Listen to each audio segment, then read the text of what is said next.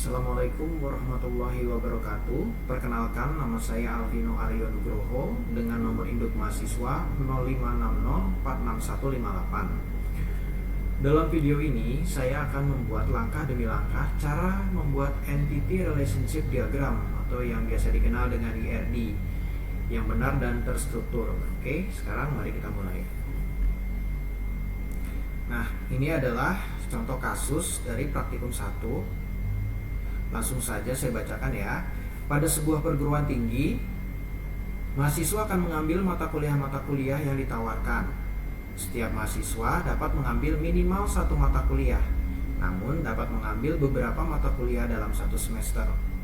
Setiap mata kuliah hanya bisa diajar oleh satu orang dosen dan setiap dosen dapat mengajar minimal satu mata kuliah. Dari kasus tersebut, buatlah IRD dengan tahapan atau langkah yang sesuai panduan. Oke, langkah pertama kita adalah mengidentifikasi dan menetapkan entitas yang ada di kasus di atas ya. Dari kasus di atas ini terdapat 3 entitas, yaitu yang pertama adalah mahasiswa, mata kuliah, dan yang terakhir adalah dosen. Oke, kita langsung aja ya menggambar di IED editor ini. Entitas itu simbolnya adalah square ya, kotak seperti ini. Kita akan tulis langsung. Entitas pertama kita adalah mahasiswa. Oke, ini adalah entitas pertama. Kita kopas saja biar cepat. Oke, entitas kedua adalah mata kuliah.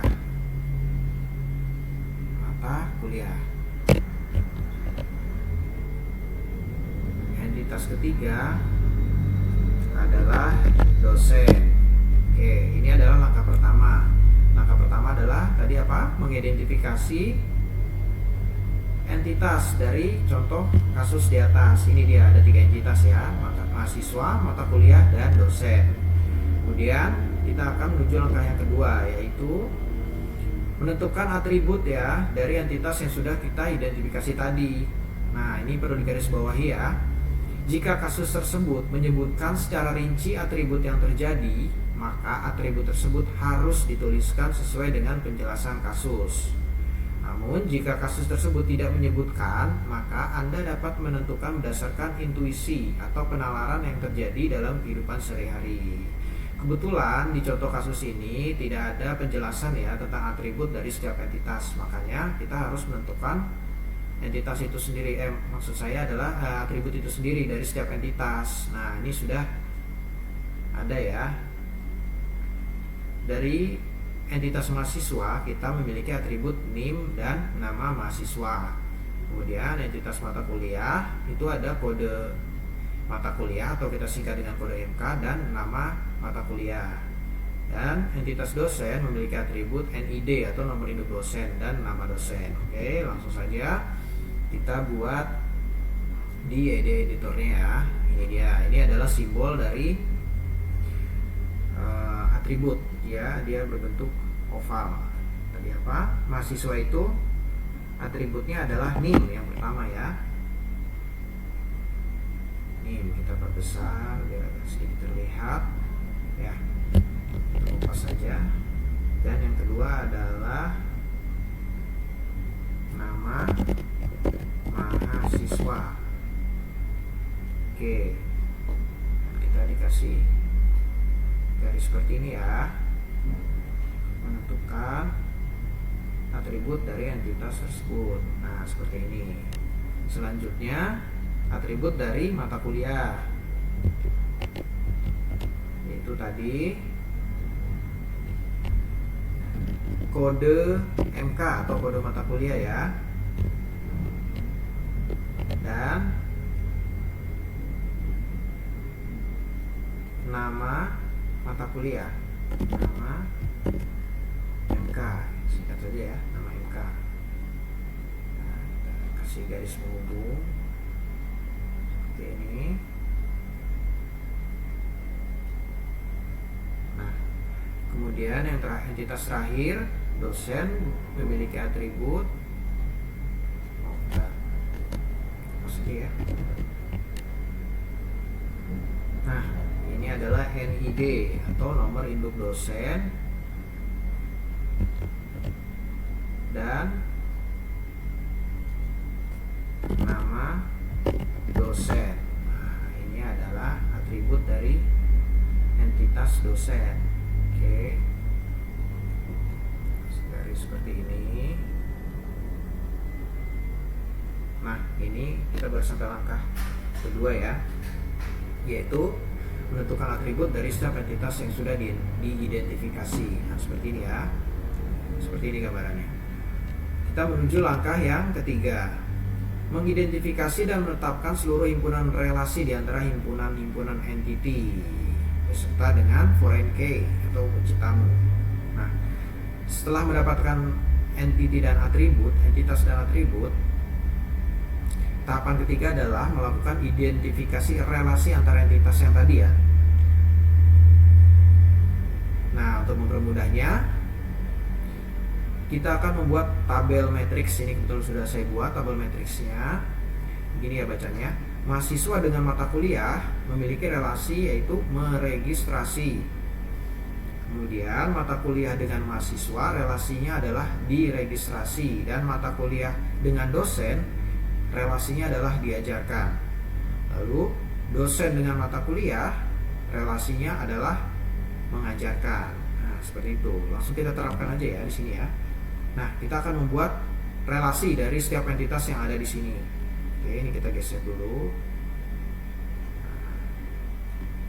Oke. Relasi itu adalah simbolnya seperti ini ya, diamond. Diamond. Nah, mahasiswa dengan mata kuliah adalah meregistrasi.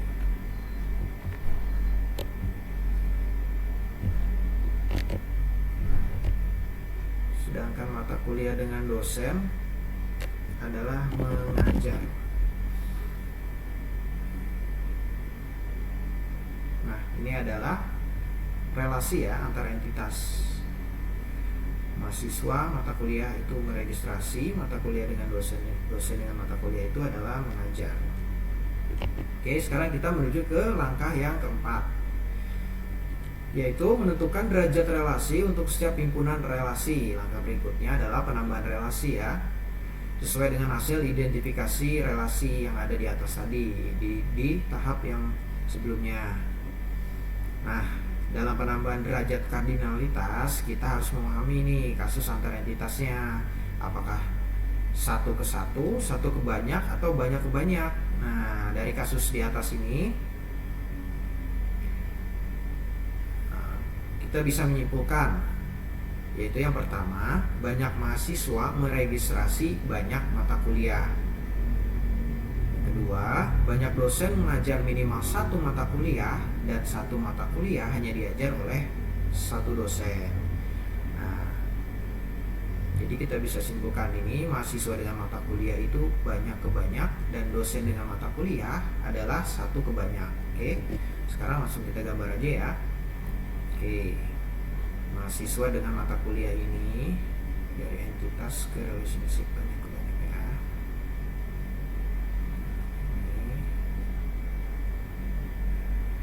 Oke, nah ini adalah dosen mata kuliah ke dosen ya, seperti ini tandanya. Ini adalah diagram entitas ya, seperti ini. Nah, kita akan langsung menuju ke langkah kelima, yaitu melengkapi himpunan entitas dan himpunan relasi dengan atribut-atribut deskriptif atau non-key. Nah, untuk tahapan terakhir ini adalah tahapan kelima, yaitu melengkapi himpunan entitas dan himpunan relasi dengan atribut-atribut deskriptif. Nah, ini ada yang perlu digarisbawahi ya, ini sangat penting. Jika relasi dari setiap entitas memiliki nilai banyak ke banyak, maka relasi tersebut berubah menjadi sebuah entitas, dan atributnya adalah primary key dari setiap entitas yang terhubung. Nah, kita lihat di sini yang sudah kita buat.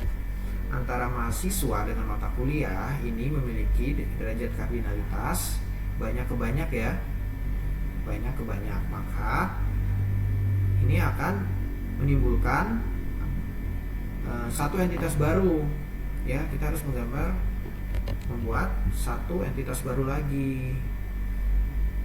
Nah, ini adalah entitasnya, yaitu adalah registrasi mata kuliah, karena kedua entitas sangat berkaitan antara mata kuliah dan mahasiswa. Kita akan tulis di sini yaitu registrasi mata kuliah. Kita singkat saja ya, registrasi MK. Oke, ini kita geser ya, geser sedikit. Ini derajat kardinalitasnya, garisnya kita hapus. Nah, kita buat seperti ini.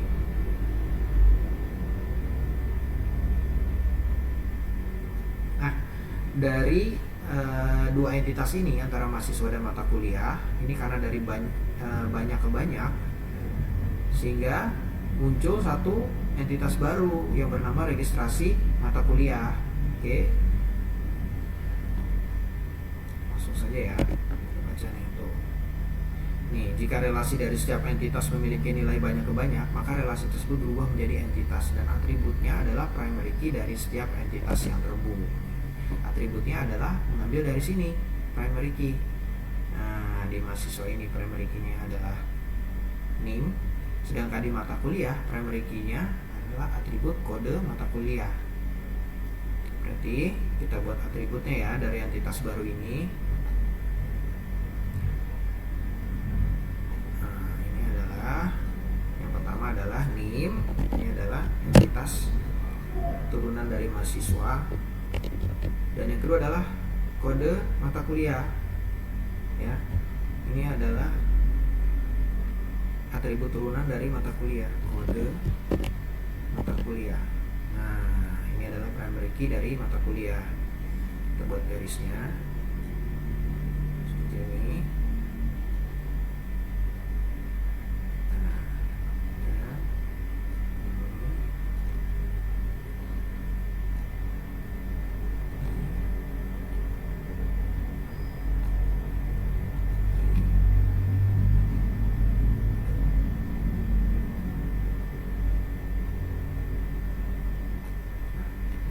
Oke, jadi inilah bentuk terakhir ya, bentuk final dari IRD yang sudah kita buat ini dari contoh kasus di atas. Nah, seperti ini ya, dengan entitas mahasiswa, mata kuliah, dan dosen. Kemudian muncul entitas baru yaitu registrasi MK, karena antara mahasiswa dan mata kuliah memiliki derajat kardinalitas dari banyak ke banyak. Nah, atribut baru ini, maksud saya entitas baru ini memiliki atribut dari turunan dari entitas sebelumnya, yaitu primary key dari entitas sebelumnya ya. Dari mahasiswa ini primary key-nya adalah NIM, sedangkan mata kuliah adalah kode mata kuliah. Nah, itu adalah atribut dari entitas barunya. Oke, selesai sudah pembahasan kita mengenai cara membuat IRD kali ini. Terima kasih banyak yang sudah menyimak tutorial ini. Saya mohon maaf apabila ada kekurangan. Akhir kata, wassalamualaikum warahmatullahi wabarakatuh.